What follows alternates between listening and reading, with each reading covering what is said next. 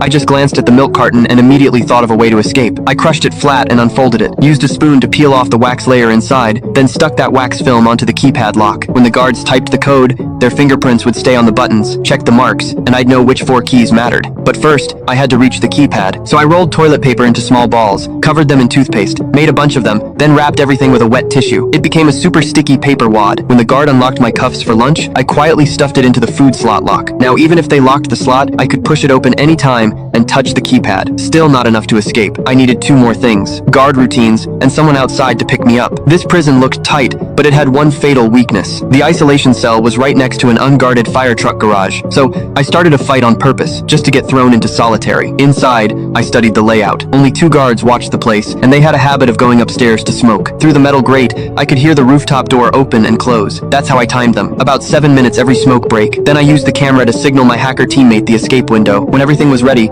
I cracked the keypad lock and got out. First thing I did, rewind the security footage, so it looked like I was still inside. Then I crawled through the vents and reached the fire station area. I changed clothes, disguised as a firefighter. The 2 guards were still smoking on the roof. That's when my teammate moved. A woman triggered an explosion in the parking lot nearby, forcing the fire crew to rush out. I was already hidden under the truck. Everyone ran to the fire. Nobody noticed me. I escaped right in front of their eyes. But the truth is, I'm not a criminal. I'm a security tester for the Federal Bureau of Prisons. I enter prisons as an inmate, find weaknesses, and help prevent real escapes. But the moment I got back to the company, intel agents showed up. They said a warden named Namar wanted me to test his private prison. It held criminals too dangerous for the government to handle. Places like that aren't protected by law, no official rules, and people can die inside. I wanted to refuse. I'd never tested a private prison before, but my boss said they'd pay triple, so I took the job. My teammate created a new identity, gave me an extraction code, injected a micro-tracker into my hand. Then I went out on the street, waiting to be arrested. But they were way more brutal than expected. The second I got in the car, they scanned my whole body, found the tracker immediately. Then they used a knife and cut it out of my skin. After that, they injected me with sedatives. My teammate saw my signal vanish.